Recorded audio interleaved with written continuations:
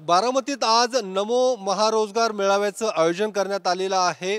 बारामतीतल्या विद्या प्रतिष्ठानच्या या मैदानावरती या मेळाव्याचं आयोजन करण्यात आलेलं आहे आणि या मेळाव्याची संपूर्ण तयारी आज या ठिकाणी करण्यात आलेली आहे। आपण पाहू शकतो माझ्या पाठीमागे भव्य असा मंच तयार करण्यात आलेला आहे, ज्यावरती जिल्ह्यातील सर्व लोकप्रतिनिधींची बसण्याची व्यवस्था या ठिकाणी करण्यात आलेली आहे। मुख्यमंत्री एकनाथ शिंदे त्यासोबतच उपमुख्यमंत्री देवेंद्र फडणवीस आणि उपमुख्यमंत्री अजितदादा पवार यांची प्रमुख उपस्थिती आजच्या या कार्यक्रमाला असणार आहे।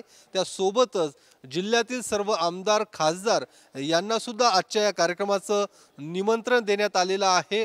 आपण पाहू शकतो या रोजगार मेळाव्याच्या माध्यमातून तरुणांना नव्या रोजगाराच्या संधी उपलब्ध करून देण्याचा प्रयत्न हा राज्य सरकारकडून असणार आहे आणि एकूणच याच मेळाव्याच्या कार्यक्रमाच्या निमंत्रण पत्रिकेवरून गेल्या 2 दिवसांपासून वाद सुरू होता।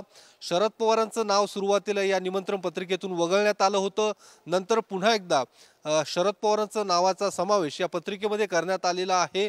मात्र आजच्या या कार्यक्रमाला शरद पवार उपस्थित राहणार का हे बघणं सुद्धा महत्त्वाचं असणार आहे। दुसरीकडे सुप्रिया सुळे यांचंही नाव या पत्रिकेत आहे, त्याही या कार्यक्रमाला उपस्थित राहणार का हे सुद्धा बघणं महत्त्वाचं असणार आहे। मात्र भव्य अशी तयारी या कार्यक्रमाची या ठिकाणी करण्यात आलेली आहे। याच कार्यक्रमाच्या निमित्ताने बारामती शहरवर जोरदार अशी बॅनरबाजी सुद्धा पाहायला मिळते, महायुतीचे झेंडे पाहायला मिळतात आणि एकूणच आगामी लोकसभा निवडणुकीच्या पार्श्वभूमीवर आजचा हा कार्यक्रम तितकाच महत्त्वाचा असणार आहे आणि या कार्यक्रमाच्या माध्यमातूनच अजित पवार जोरदार असं शक्ती प्रदर्शन करणार असंच काहीसं चित्र या ठिकाणी पाहायला मिळते। कॅमेरामन अभिजित पिसेसह योगेश बोरसे, TV9 मराठी, बारामती।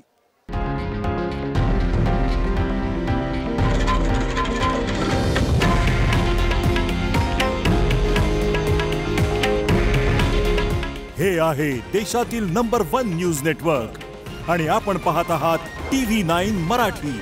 काळजी तुमची, हित महाराष्ट्राचं।